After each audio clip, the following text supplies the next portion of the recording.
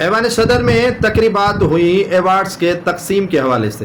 2 award 2 تمغوں کی بات کرنا ضروری سمجھتا ہوں. تحفظات تو کافی لوگوں کو ہیں اور ایوان صدر میں بیٹھے شخص کے ان نوازشات پر بڑی ہنسی آ رہی ہے پورے پاکستان کو. پاکستان کے اندر ایسی شخصیات بھی موجود ہیں جو والنٹیرلی طور پر خدمات سر انجام دے رہی ہیں، ان کو انہی تمغات میں یاد نہیں کیا گیا. ایسے صحافی ہیں، ایسے مختلف شعبہ زندگی سے وابستہ افراد ہیں، لیکن ان کو اہمیت نہیں دی گئی. منظور نظر افراد کو یاد کیا گیا. ایک شخص ہے جس کا نام انور مجید ہے اور اس کے لیے کہا جا رہا ہے کہ وہ کوالیفائڈ جو ہے وہ مجرم بھی ہے، ملزم بھی ہے اور کرپٹ بھی ہے، لیکن اس کو انہی تمغات سے نوازا گیا. انور مجید اومنی گروپ اور عمران خان کے دور میں ان کو گرفتار کر لیا گیا تھا منی لانڈرنگ کرنے کے الزام میں، اور کافی کرپشن کے الزامات لگائے گئے تھے. ایوان صدر میں موجود صدر آصف علی زرداری کا یہ ساتھی کہلاتا ہے اور سندھ کے اندر جو حکومت چل رہی ہے اس میں بڑا کلیدی کردار انور مجید کا بھی ہے. وہ سیاہ و سفید کا مالک ہے، جس طرح ڈاکٹر عاصم ہے اسی طرح انور مجید بھی ہے.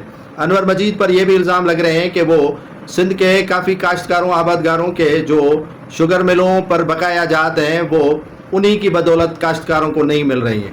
جو گنا دیا جاتا ہے ایسے سمجھ لیں کہ وہ کاشتکاروں کا ضبط ہو جاتا ہے، ان کو ان گنے کی قیمتیں نہیں مل پا رہی ہیں. کروڑوں روپے ان پر واجب الادا ہیں لیکن وہ نہیں دے رہے.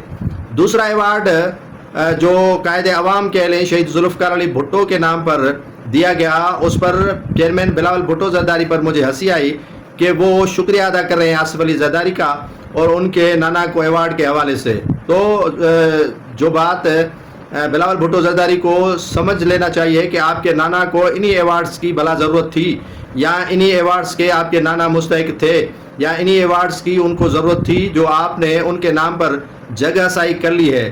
62 سال سے زیادہ آپ کے والد کی عمر ہے اور اسی عمر میں لوگ ریٹائر ہوتے ہیں اور وہ پتہ نہیں کون سی اب ان کی خواہش رہ گئی ہے جو ان کی تکمیل نہیں کر رہی ہے. اب اسی طرح جو ہے وہ جگہ سائی کرنے پر تلے ہوئے ہیں صدر مملکت آصف علی زرداری. 2 ان تمغوں پر جگہ سائی ہو رہی ہے. ایک تو کلاسیفائڈ جو ہے وہ کوالیفائڈ کہہ لیں، کلاسیفائڈ کہہ لیں. ایک ڈکلیئر چور، ڈکلیئر ڈکیت انور مجید کو ایوارڈ دیا گیا، اور دوسرا اس شہید کو ایوارڈ ان کی بیٹی سنم بھٹو کو دیا گیا جس کی اسے ضرورت تھی ہی نہیں. وہ دنیا میں مشہور ہے اور دنیا کا ایک عظیم لیڈر تھا، اور اس لیڈر کو بھلا ایسے تمغوں کی ضرورت ہو سکتی ہے کیا؟